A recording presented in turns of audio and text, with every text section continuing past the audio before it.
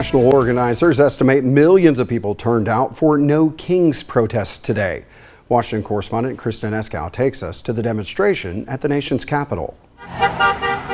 Across the country, people took to the streets to protest President Trump and his administration. Organizers with the group No Kings say more than 2,700 rallies were held nationwide.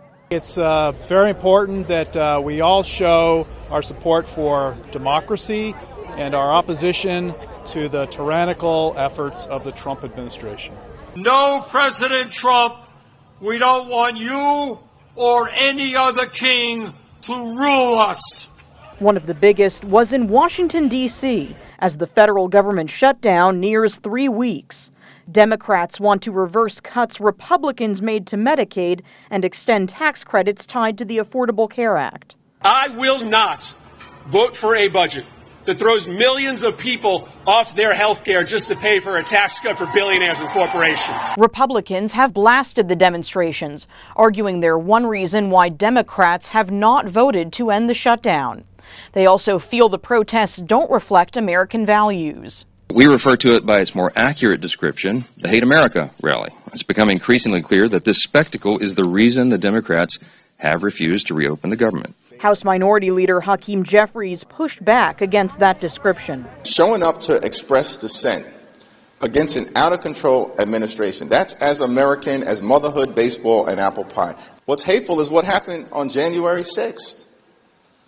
That was a Hate America rally. Saturday's rallies marked the second day of No Kings protests this year after the first events were held in June. In Washington, I'm Kristen Eskow. Meanwhile, organizers postponed planned No Kings protests in Joplin today in light of the stormy forecast. But in Branson, those protesters set up on West 76 Country Boulevard. Pro-Trump counter-protesters set up across the street in the Trump store parking lot. 5051 Missouri says No Kings brings attention to issues like the deployment of troops in the U.S. cities, accelerated deportation operations, and Trump's challenges to federal court rulings. Branson protesters were optimistic in spite of the gloomy weather. Nothing could have stopped me. The future of our country is on the line. My children, my grandchildren count on bravery at this moment in time, and not even a tornado would have stopped me. Meanwhile, Missouri Congressman Eric Burleson reacted to the No Kings movement during a Friday press conference. He says the ongoing federal shutdown is proof there are no kings in America. The whole No Kings motto is absurd. I agree with the sentiment. We don't want a king back in the United States, but we don't have one. The truth is the American people voted for Donald Trump to be president.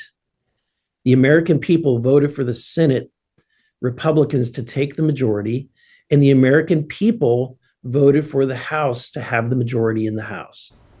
Burleson accused the Democratic Party of holding the budget hostage in an effort to undo the 2024 election.